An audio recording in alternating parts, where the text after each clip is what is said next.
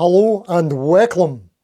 So, here's my problem with headless guitars. Now, I've only ever played a handful of headless guitars in my lifetime, and never for longer than about a minute. Every time I've picked one up, it feels like I've accidentally joined a prog metal band or something. And that's kind of the problem with headless guitars. They're all kind of built and designed for that world. But I've always liked the idea of them, like smaller, lighter, easier to travel with. Obviously no headstock, so it's good for playing in tight spaces, which is what I have to do here. So what about the rest of us? People like me who are curious about the practical benefits of a headless guitar, but don't want something like a 7-string fan fret, super flat radius with pickups hot enough to melt your Roland jazz chorus. Well, that's what I think this is supposed to be. A headless guitar that actually suits players with more traditional preferences. But by looking at it, you would never get that vibe. We'll get to that soon.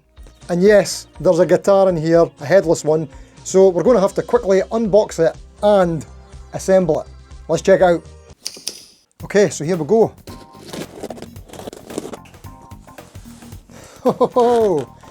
I would never expect it to be this kind of shape. Okay, so we got a neck, and I'm assuming a body and a box. I think we've got to start with the body. Man, unboxings suck. Okay, we're getting close to unveiling a guitar-shaped object. Ho ho ho ho! Wow! Check this out, this is mental! Yeah, I don't know what to think of this. Yeah, yes, traditional players, bear with me. Okay, let's check out the neck. Okay, it's headless, as promised. But wow, this is a pretty nice looking neck. Really dark board on this, ebony or rosewood. I'll have to check the specs, it's on screen now. 24 frets, stainless steel, and it's a roasted maple neck as well. And could you see this on the back? This stripe, the grain in here is really nice. And we've got the old truss rod spoke wheel adjustment. Love it. Something else I'm noticing, which is a bit strange, is the side dots are on both sides. Maybe is this a lefty thing or something? I'm not sure, but I don't think I've ever seen that before. Quite interesting. Since we're noticing stuff, I do have to show you that on the back here, we've got some kind of heavy scarring. I don't know what that came from. But anyway, moving on, let's check out the rest of this. Let's just quickly do this enjoyable bit. Pick up covers off. Protector, sorry, and then what is unveiled under here? Oh, that is a pretty tidy bridge unit. That is a Wilkinson M series. That's some quality stuff. Right, we'll also need to see what comes in this box. This is obviously how we build it, put it together. Foam, strings, we'll get to that in a minute. Oh, interesting. I actually asked if I could try these out, some different pickguards, and he didn't respond, but he sent them anyway, so thank you very much, mate, hugely appreciated. So that's basically for changing the colour of this control layout thing. I think that's pretty cool. Hey! Okay, looks like this is all we need to put it together. Just some screws and a toggle switch. There's already one on the guitar, but we've got different colours. Ah, cool, black, cream, or, well, the white that's on there. Allen keys and screws, right, let's figure it out. By the way, how about you? Have you ever tried a headless guitar? What's your experience been? Have you ever been curious to try one, a bit like myself? Let us know all about it in the comments. The next difficult thing is I need to assemble this. So that's not my strong point. So we've got 5 bolts. I'm assuming that there's just one spare. Otherwise, I'm confused. So I'm not going to bother with the stock strings because I don't know what gauge they are, and I'm quite a stickler for 9-42, and I want to get that playing experience for consistency. So I'm going to put these D'Addario XS on 1942, sent by D'Addario. Thank you, D'Addario.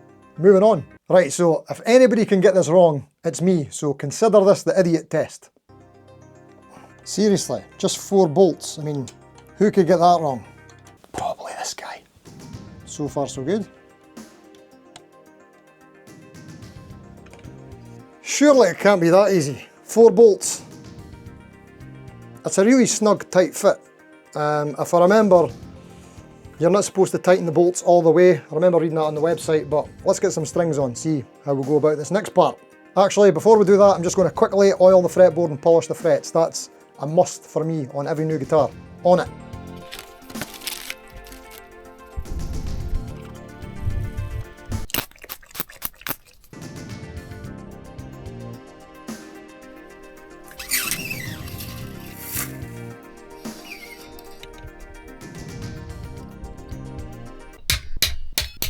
Success!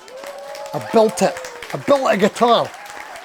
Does that make me a luthier now? Calm yourself down. So You're not a luthier.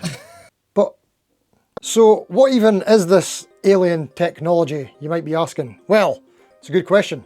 This is a Pearson Hyperbe, and this is the 5th generation. And I was actually just checking their website today, and it looks like they just launched the 6th gen. I think in like the space of about 2 years, they've went through like 3 or 4 generations. So they're pretty fast at updating this.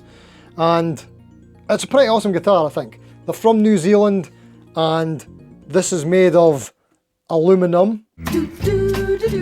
But you might also be thinking, how could this headless alien guitar from space / New Zealand that's made from aluminum be the ideal headless guitar for traditional players?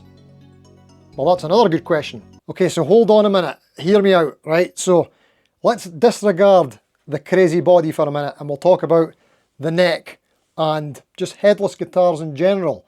So, what else do we have on the market? Let's talk about fretboard radius, one of my favourite subjects.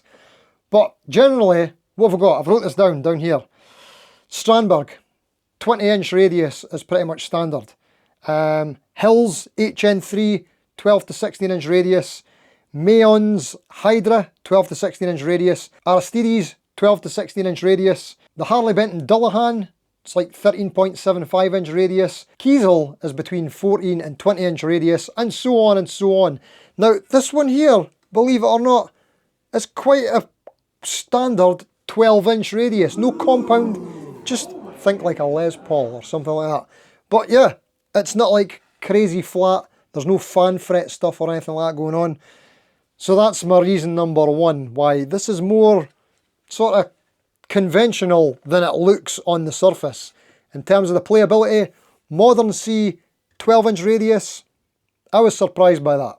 The only other headless guitar I can think of with a 12-inch radius is one I got to play last year, which is the Ibanez Q series headless guitars.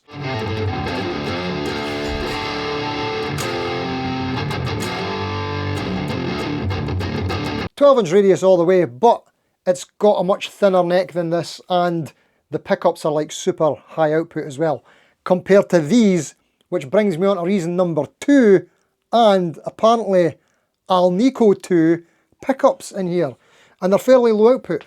So I think the next step is, let's get a wee listen to this. Let's check out some tones. Okay, so tone-wise, we've got a lot going on. Cable goes in the front. Also, you can see all the electronics and stuff in here, which is pretty cool. That's the transparent guard thing. So, we've got a 3-way switch. Obviously, we've got bridge and neck pickups. So, bridge, bridge and neck, neck. And we've got 2 toggle switches here as well, so you can basically split the coils. That gives you 8 tones in total. So you've got bridge, bridge split, neck, neck split. You've got bridge and neck split, bridge and neck together, bridge split and neck, neck split and bridge. I think that's 8.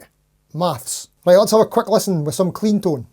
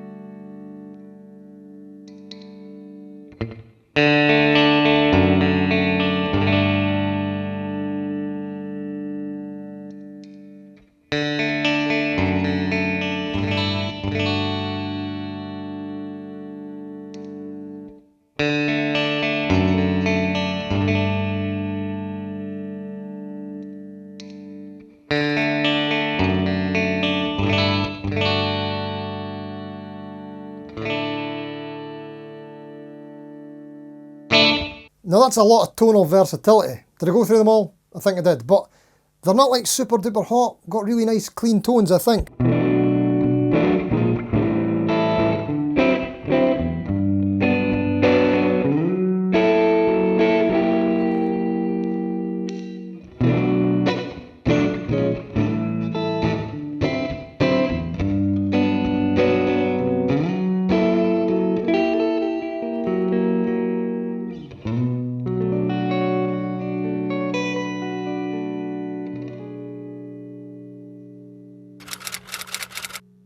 But yeah, to my ears, this doesn't sound like it looks, if that makes sense. I'm getting more kind of vintage mellow tones vibes. What do you think?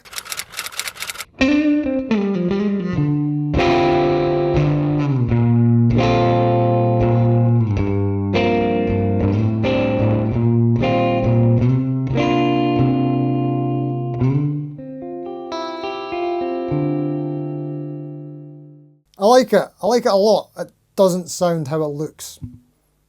But I can do dirty too.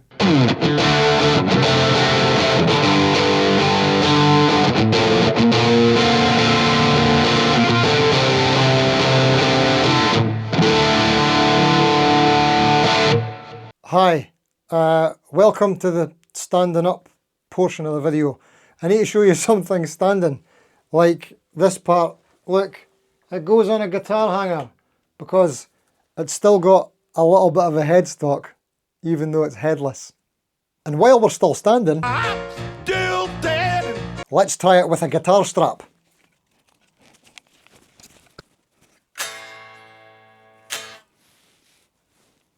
Feels alright, quite natural position.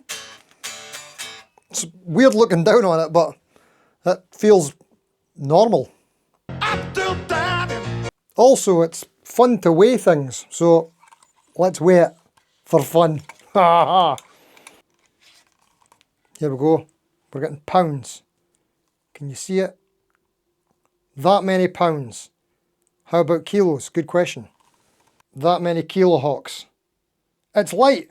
I'm still diving.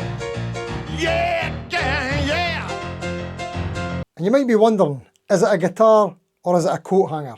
Well, I suppose it could be a bit of both. Depends on your use case scenario.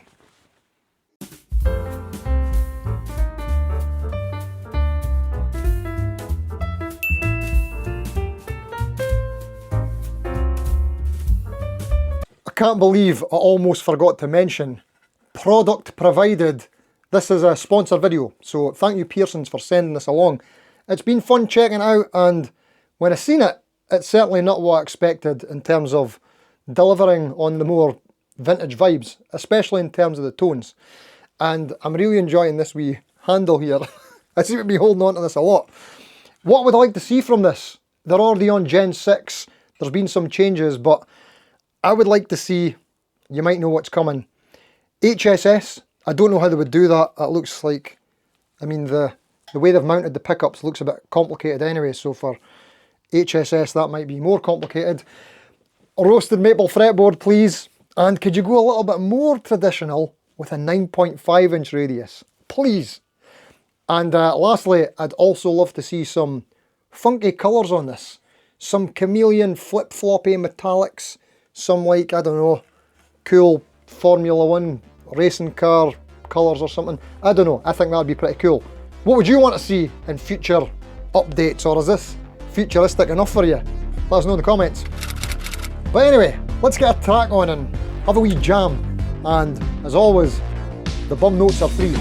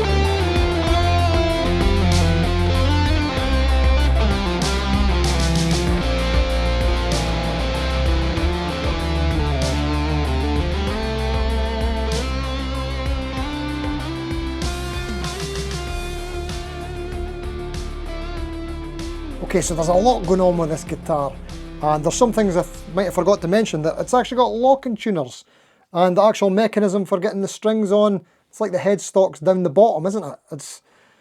It takes a bit of getting used to. We've also got this nice kind of chamfered soft edge here for where your arm wrist goes on. It's quite comfortable. Personally, I'd like to see that throughout all the edges and curves, because this guitar does like to eat clothes a little bit. I've had some wardrobe malfunctions with this already. So yeah, the obvious standout feature here is the design.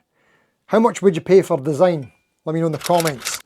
It's something that people don't really value too much, I don't think, these days. It's all about kind of specs and materials, but I think there's a lot to be said for design. This costs about $800, or maybe that's New Zealand dollars. Tariffs are a thing. I don't know what it's going to cost you. Check their website. There's an affiliate link in the description where you get 5% off if you use code Steve or something. It's in the description if you want to check it out. But what do you think? Is this too mental for you? Let me know in the comments. What's the most crazy bonkers guitar you've ever played? Steinbergers? Parker Flies? I mean, this is pretty unique, I think. Can you think of any other examples of guitars that are more than meets the eye? So a little bit like this one, where it's kind of looks super modern, but it can actually do quite classic sounds very well, I think. Or maybe the opposite. Maybe something that looks kind of vintage. So like an SG or something, upper fret access. Is that really a shredder? Or something else that's a bit more unassuming? What do you think? What have you got? Let us know in the comments. If you've enjoyed the video, consider hitting the old like button. That helps. Or if you're ready for a bigger commitment, you can subscribe to the channel. You can even consider subscribing to the second channel, Casa de Guitar. That's starting to do okay, I think. Did you know there was a second channel? There's a second channel. Anyway, that's where the live streams happen every Thursday, 7:30 PM UK. Hopefully see you there. Alright, that's about us.